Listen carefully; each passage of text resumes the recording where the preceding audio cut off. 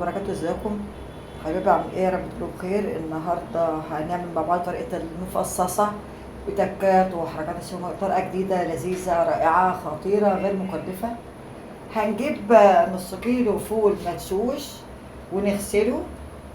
نص كيلو فول مدشوش نغسله، وبعد كده هنجيب حله نحط فيها زيت على سمنه، ونحمر بصل نقطعه كده صغيره على توم، ونجيب طماطم بنغسلها ونقطعها ونضيفها على الخلاط نضربها، ونضيفها على التوم بعد ما يتحمر ياخد اللون الذهبي.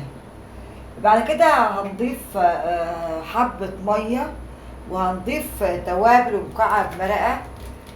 توابل عبارة عن نص معلقة فلفل اسود، ونص معلقة كمون، وصوص زعتر، ومعلقة ملح، ونص معلقه بابريكا، ومعلقه صلصه طماطم، والميه اللي لكم عليها، ومكعبات المرقه. هنضيف 2 مكعب مرقه وهنقلبه كله في الحله ونغطيه لحد ما يستوي. اهو نحط اهو جميل رقعه فول مدشوش.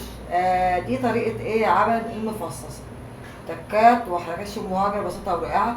هنسبك الطماطم، وبعد كده هنضيف الفول بعد ما نغسله، ونضيف ميه، ونضيف رشه شطه او فلفلايه حار خضراء. لو مش عايزين فلفلايه ضيفوا رشه شطه بسيطه كده.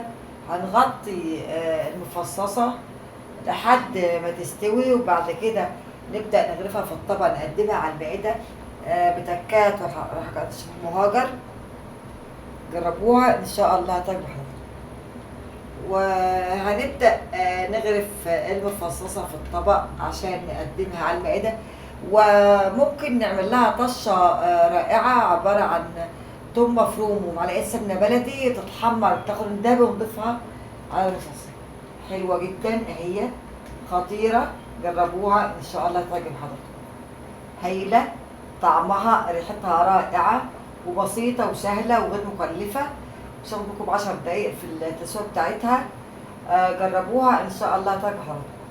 لو عجبتكم وصفة اليوم طريقة عمل مفصصة بسيطة ورائعة بتكات حشو مهاجر، مش تنسوا تشتركوا في قناة المهاجر أكلات مصرية، تفعلوا زر الجرس عشان يوصلكم كل جديد.